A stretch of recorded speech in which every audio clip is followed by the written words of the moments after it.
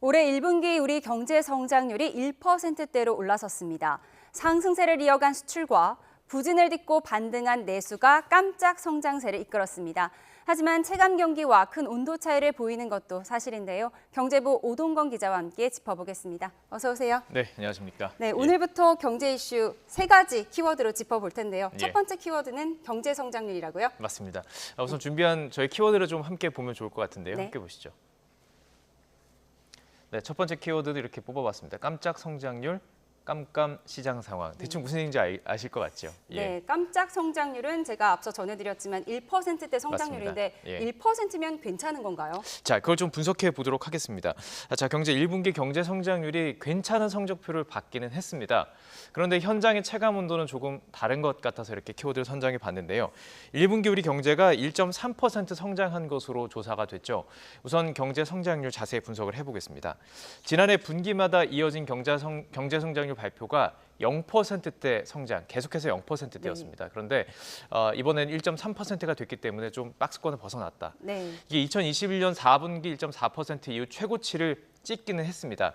이게 일단 잘 나왔네요, 수치는. 일단은 그렇습니다. 네. 그러니까 이게 약간 중간 성적표를 딱 받았는데 네. 나쁘지는 않은 느낌? 네. 근데 내부로 들어가면 그런 거 있잖아요. 왜 맞춰야 되는 뭐 문제는 뭐 틀렸고 꼭 이런 부분들이 있잖아요. 네. 그걸 좀 보면 좋을 텐데. 자, 깜짝 성장률이 이끈 게 수출과 예상 밖의 선전한 내수가 좀 눈에 띄는데요. 자세히 네. 보면요. 수출 중에도 IT 품목을 중심으로 0.9%가 늘었습니다.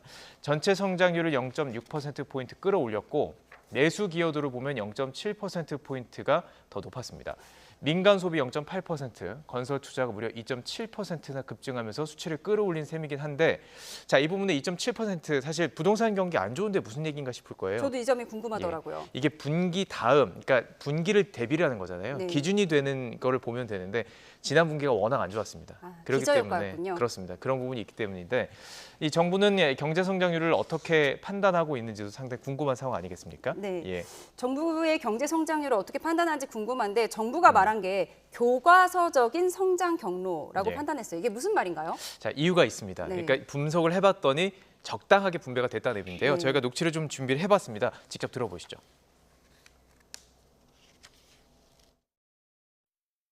모범적인 교과서적인 성장의 모습이다 이렇게 평가를 하는 이유고요. 그 숫자로 좀 말씀을 드리면 그 1.3% 성장 중에 민간 부분이 1.3%입니다. 거의 민간이 주도해서 성장한 결과이고요. 그리고 내수와 수출의 비중을 보면은 그 내수가 0.7 그리고 수출이 0.6인 모양을 했기 때문에 거의 비슷한 수준. 그래서 우리가 보통 성장의 내용 구성에 있어서 민간 중심의 내수와 수출이 균형된 성장이다. 그렇게 평가하는 이유입니다. 네, 그렇습니다. 균형으로 보면은 뭐 나쁘지 네. 않죠. 조금 전에 얘기했던 것처럼 전분기랑 비교해 보면 조금 불안한 부분이 있습니다. 그리고 시장에서 전망치가 0.5에서 0.6이었어요. 네. 근데 시장의 전망치보다 훨씬 올랐네요. 1.3%. 네. 사실 좀 취재를 해봤는데 한 1% 정도 예상을 했었대요. 근데 그것보다 더 많이 됐기 때문에 상당히 좀 자신감을 보이는 부분이고 네. 이에 따라서 이 자신감의 배경을 근거로 여러 가지 얘기하는 속에서 성장세 지속을 계속 예상하고 있습니다. 그래서 연간 전망치를 2.2%로 전망을 2.2%. 했었는데 네. 이것도 또 올릴 것으로 지금 시사한 상황입니다. 자신감이 있는 것 같은데 근데 사실 우리가 성적이 갑자기 오르면 불안하잖아요. 네. 깜짝 성적은 좋게 나왔지만 불안 요인은 있지 않습니까? 맞습니다. 불안 요인이 좀 몇 가지 많이 존재한다고도 볼 수 있을 텐데 한국은행에서는 불안 요인을 이렇게 분석하고 있습니다. 내수가 완전히 회복 국면으로는 접어들었다고 보기 어렵다. 왜냐하면 이게 1년 전과 비교해 봤을 때는 1.1%밖에 오르지 않았어요. 또 부동산 PF 관련 불확실성도 크고요. 태형건설 기억하실 텐데 그렇죠. 그렇기 때문에 부동산 투자 자체가 사실 부진한 것이 사실이고 전망도 밝지가 않습니다. 그러다 보니까 이게 부동산 투자 쪽으로 반등할 기미도 보이지 않는 상황인데요. 이 부분도 직접 한번 들어보시죠. 네. 여전히 뭐 부동산 PF 관련된 내수 쪽은 그런 쪽이고 그 해외 쪽으로는 그 중동 정세 불안이나 그 러시아 우크라이나 전쟁이라든지 그러니까 지정학적 리스크의 전개 양상들이 최근에 좀 더 심화되는 그런 모습이 보이고 있기 때문에 그거는 하방 리스크를 좀 봐야 될 것 같고요. 그렇습니다. 들으신 것처럼 중동 위기 여파 이게 지금 네. 상당한 불안으로 보이고요. 또 환율과 유가가 출렁이게 되잖아요. 결국 이게 실물 경기에 악영향을 줄 수 있기 때문에 그러니까 저희가 체감하는 어떤 경기, 실물 경기는 아직 좋지 않은 것이 사실입니다. 네. 중동 위기 여파는 결국 환율과 유가 이렇게 연계되는 거고, 그리고 이제 지금 경제 성적표는 좋다고 하지만 네. 가장 큰 문제가 서민들은 그렇게 느끼고 있지 않잖아요. 예. 왜 이렇게 온도차가 나는 거죠? 뭐 때문일까요? 물가 물가겠죠. 때문이겠죠. 네네. 자, 그래서 키워드를 뽑아봤습니다. 두 번째 키워드 함께 보시죠. 네, 다 오른다. 내 월급만 빼고라고 좀 붙여봤는데, 맞아요. 예, 월급만 빼고 다 오릅니다. 어제 네. 월급 날이었잖아요. 그렇죠. 확인해 보셨나요? 바로 빠져나갑니다. 맞습니다. 네.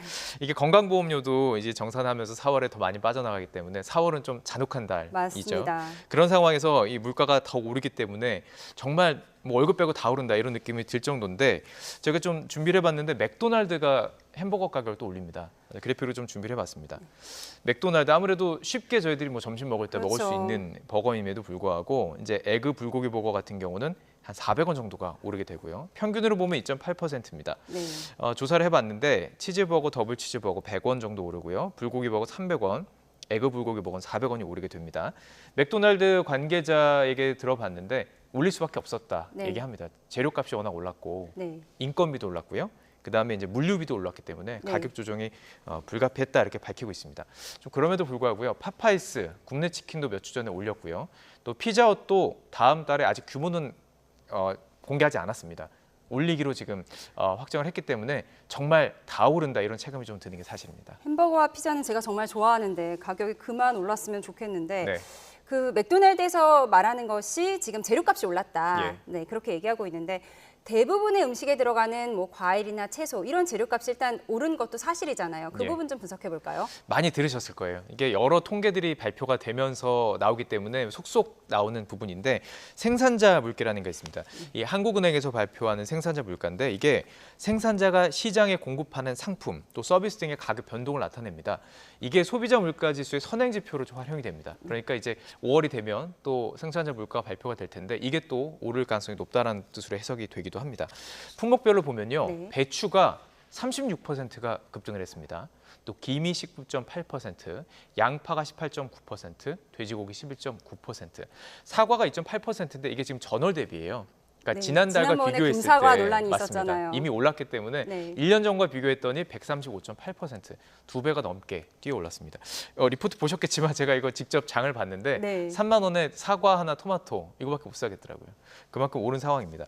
자, 그러다 보니까 정부도 긴급 대책을 내놨습니다. 산업부 차관 마트를 직접 찾아서 밥상 물가를 살폈습니다. 이 부분도 직접 들어보시죠. 네. 국민 생활과 밀접한 품목에 대해서는 인상 시기를 조금만 좀 늦춰주시고 인상폭을 최대한 최소화해 주셨으면 좋겠습니다. PB 상품을 조금 더 개발해 주시고 활성화해 주셨으면 좋겠습니다. 예, 이 PB 상품은 뭐냐면 그러니까 유통업체가 제조업체의 제품 생산을 위탁해서 생산을 합니다. 그러니까 네. 유통 구조가 짧아지니까 싸죠. 네. 근데 이것도 뭐 자주 한계 삽니다. 맞습니다. 네. 저도 많이 사는데 네. 한계가 있을 수밖에 없어요. 네. 이게 계속 할 수는 없는 것이고 그리고 모두가 종류가 다 또 한정돼 필요가 될 수가 없고. 있으니까요. 맞습니다. 자, 물가가 이렇게 고공행진하는 상황 좀 짚어봤습니다. 예. 네, 이게 물가가 이렇게 오르고 서민들 시름이 깊어지니까 정부도 정책을 내놓고는 맞습니다. 예. 있잖아요. 예. 한번 살펴볼까요? 자, 정책을 좀 모아봤습니다. 우선 김 생산량을 좀 늘리기로 했는데 계속 이 김이 왜 부족하냐면 해외에서도 점점 많이 먹어요. 그러니까 네, 저희들이 인기가 많죠. 맞습니다. 이게 재고가 계속 줄어드는 상황인 거예요. 자, 우선 김 생산량을 늘리기로 했고요. 축구장 면적의 한 3,800배 달하는 김 양식장을 새로 만들기로 했습니다. 국내 재고가 이렇게 감소되고 있기 때문인데요. 또 배추와 양배추, 포도 등은 한 7개 수입 품목에 대해서는 낮은 할당 관세를 적용을 합니다. 할당 관세를 적용한다는 것은 관세를 낮춘다는 뜻이고요. 네. 그만큼 수입을 할 수 있다는 뜻입니다. 또 작황부진으로 가격이 오른 사과와 배, 복숭아 등에 대해서는 생육 상황을 계속 살피면서 모니터를 하기로 했습니다. 네, 이런 정책의 효과가 좀 있어서 물가가 좀 안정이 됐으면 좋겠고요. 예. 네, 마지막으로 우리 부동산 한번 살펴볼까요? 그렇습니다. 어떤 키워드 뽑으셨나요? 예, 부동산 관련 키워드도 뽑아왔습니다. 함께 보시죠. 들썩들썩이라고 좀 표현을 네. 해봤습니다. 이게 지금 전셋값, 저도 참 전셋값 때문에 힘들었던 경험이 있는데 네. 무려 49주, 1년이 52주잖아요. 거의 1년 내내 올랐다는 그렇습니다. 얘기인 거예요? 1년 내내 계속 올랐다는 뜻인데 아파트 매매의 관망세가 길어지는 게 이유입니다. 그러니까 네. 사야 되는 사람들이 사지 않고 기다리면 어떻게 해야 되겠습니까? 그냥 계속 전세로 전세를 들어가는 거죠. 살아야죠. 그러다 보니까 계속 전세로 유입되는 공급량이 많은 거죠. 수요는 많아졌는데 공급이 가뭄인 상황이죠. 전세값이 오르자 계약갱신을 요구하는 기존 세입자들도 늘고 있습니다. 그러니까 계속 살던 전세를 이어가기 때문에 시장에 나오는 공급 자체가 줄어들게 되는 거죠. 지난해와 좀 비교를 해봤는데요. 네. 올해 서울 아파트 전세 갱신 계약 비중이 지난해보다 8%포인트가 증가한 35%를 기록을 했습니다. 그러니까 그만큼 공급이 줄어든다는 얘기죠. 그런데 신축 아파트는 늘고 있지 않나요? 맞습니다. 이 신축 아파트가 그렇다고 많아지냐 보면 그렇지가 않습니다. 신규 입주 물량도 감소하는 추세예요. 올해 서울 아파트 입주 물량이 2만여 가구인데요. 지난해보다 20%가 떨어진 수치입니다. 이게 그러니까 전세 수요가 점점 많고 공급은 줄어드는. 그러니까 계속 악순환이 반복되는데 문제는 전망도 나쁘다는 겁니다. 네. 문제가 뭘까요? 고금리. 예. 이자가 높으니까 집을 네. 못 사는 거죠. 네. 자, 그런데 이 금리 인하 언제 될지도 불확실한 상황이기 때문에 관망세가 더욱 길어질 것으로 예상되는 상황입니다. 네. 전세값 상승세도 당분간 계속되면서 집값에 어떤 영향을 끼칠지도 좀 관심을 가지고 지켜봐야 할 것 같습니다. 서민들이 내 집 마련하기 전에 기다리면서 계속 전세 사는데 전세값 안정이 됐으면 네. 좋겠습니다. 네, 경제부 오동건 기자와 경제 이슈 키워드로 정리해봤습니다. 감사합니다.